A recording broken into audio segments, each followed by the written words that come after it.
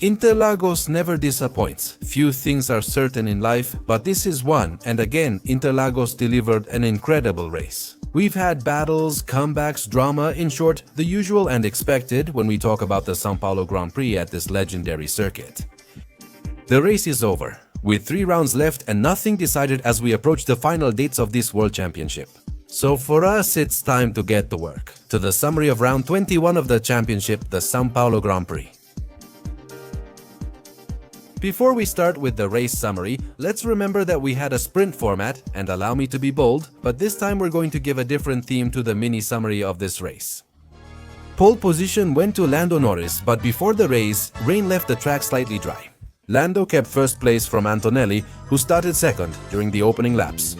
It was about understanding how the tire worked and how the track was, which was still wet in some particular areas.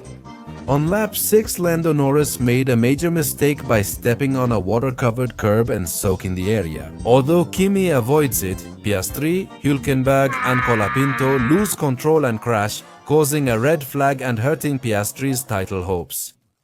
After the restart, which was a rolling start, there were few changes. Alonso almost got past Max Verstappen at the restart, but he couldn't complete the maneuver. So he had to lead the Asturian Express, trying to hold off Leclerc and Hamilton until Leclerc was able to overtake him.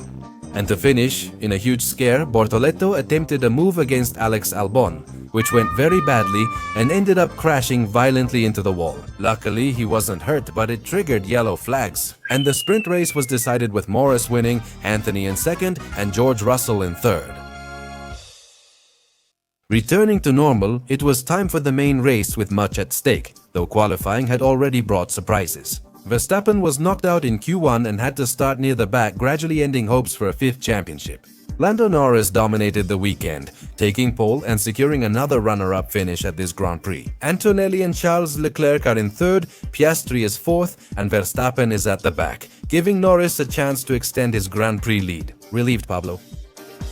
As expected, Verstappen would start from the pit lane, so there were no surprises before the race. They changed almost the entire car after poor qualifying to try to improve it. So they ended up changing the suspension and a completely new power unit, and they ended up making changes to the setup to seek a miracle for Max.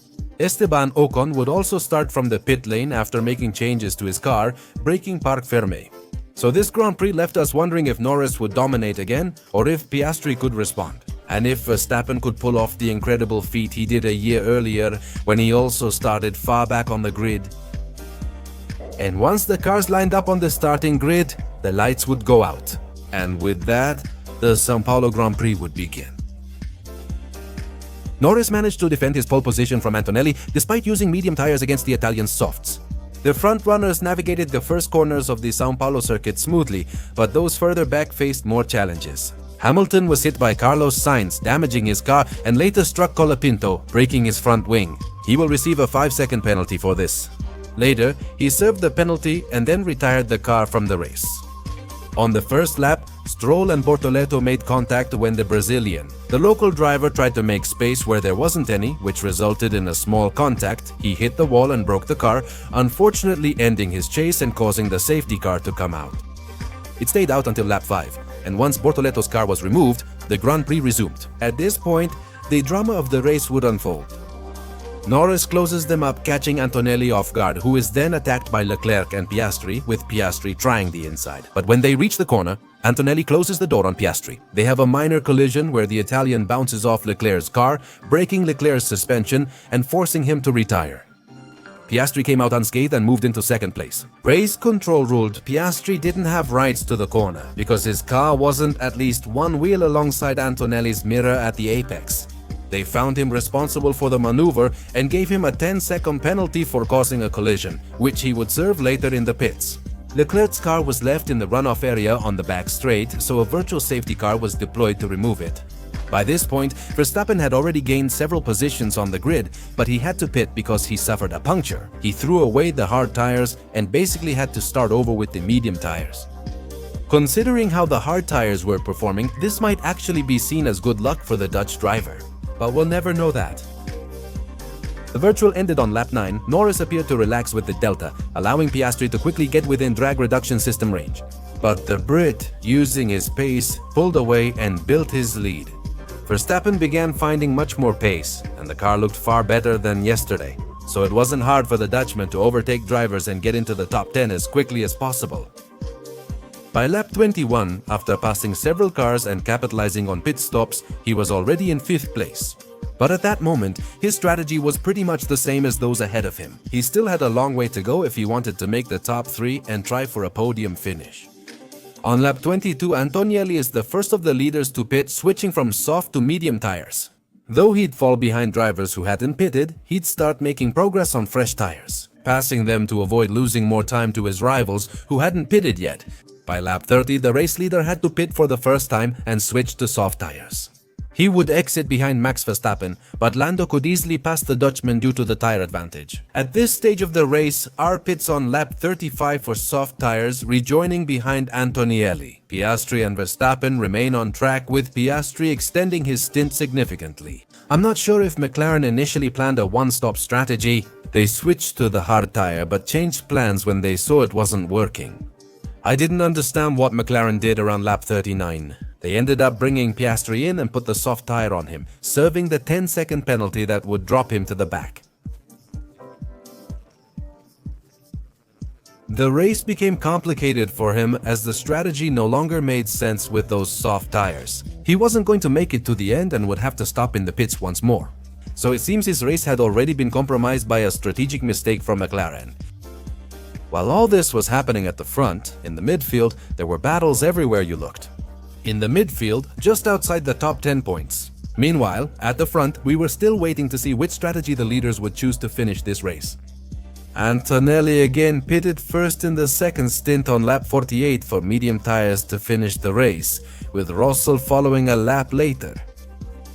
Norris pitted on lap 50 for his final stint on medium tires, putting Verstappen in the lead of the Grand Prix, but with uncertainty about whether they'd risk finishing without another pit stop. Despite running on worn tires, Lando Norris's medium tire was already 8 laps old and not new.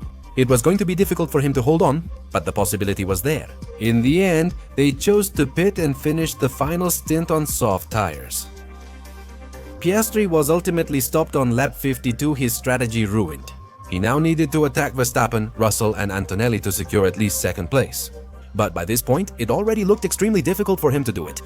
And with 17 laps to go, Max was the one with the best tire condition. And he was only 7 seconds behind Russell, who was also having brake problems. So lap by lap, the Dutchman was closing in aggressively. By lap 61, he was close to the Brit. And on lap 63, with a great move around the outside of the Senna S, he took third and still had a chance to chase Antonelli for second place. But Max Verstappen didn't know that Antonelli visited Morumbi Cemetery to read the week before the São Paulo Grand Prix. And this was the exact moment when Senna took possession of Kimi's body. And even though Max got closer to him in the last laps, the Italian held him off. He denied Max the chance to pass, resisted pressure, and stayed precise to prevent Max from taking second place. Antonelli's defense was very good, and no matter how hard he tried, Max couldn't get past him. And behind this whole group there was a train of cars from 7th place to 12th who were still fighting for points. Led by a Liam Lawson who had only made a single pit stop and was heroically holding on to that 7th place, where in the end they would all finish in this train in these positions. This Grand Prix left us with one final moment when lap 71 arrived. Lando Norris closed out the perfect weekend, and with the victory at the São Paulo Grand Prix, Lando Norris closed out the perfect weekend with the Grand Prix win. He closed out the perfect one. Lando Norris claims his 7th win of the season, now trailing his teammate by 24 points. With 3 races remaining in the World Championship, he could win the driver's title if he maintains this consistency.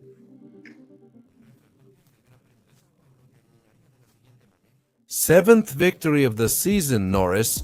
The result puts him 3 points behind his teammate, finishing the Drivers' Championship with absolute consistency. Another brilliant performance.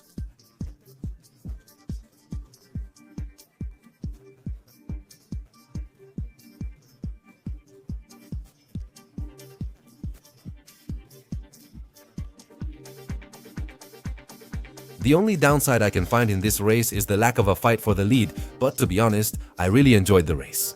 We've seen battles on many fronts, overtakes, comebacks and various strategies, with fights lasting until the final laps. Both on the podium and in the top 10 today's race was really fun to watch. I rate it a 9, a very good race. Like I said, it only lacked a battle at the front, but it had a bit of everything on all possible fronts. Choosing my drivers of the day was tough, but I'll pick the 3 on the podium. Antonelli had a very strong weekend, always staying ahead of his teammate. Verstappen made an incredible comeback on a track where he always connects, and Norris dominates not only in the race but throughout the whole weekend to extend his lead in the drivers' standings. My biggest disappointment today is Oscar Piastri. Regardless of the fact that I think the move was more of a racing incident, you can't deny that the whole weekend he has been far inferior to Norris. Even in second place, he couldn't catch up to him. With the penalty, sprint crash, and lack of pace, he ended another tough weekend. Until the Las Vegas Grand Prix, the guy needs to reset his mind, because if he continues like this, his title chances will be nearly gone.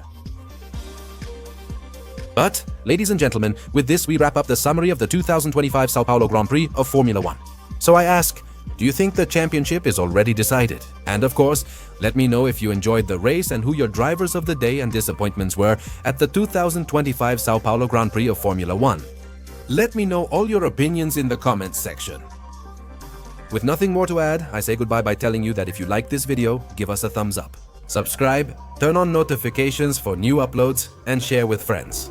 Also, I invite you to follow us on our Instagram and Twitter accounts, the links to which will be in the description of this video. See you soon for more content on Skyline Racing. Thanks for tuning in. See you later.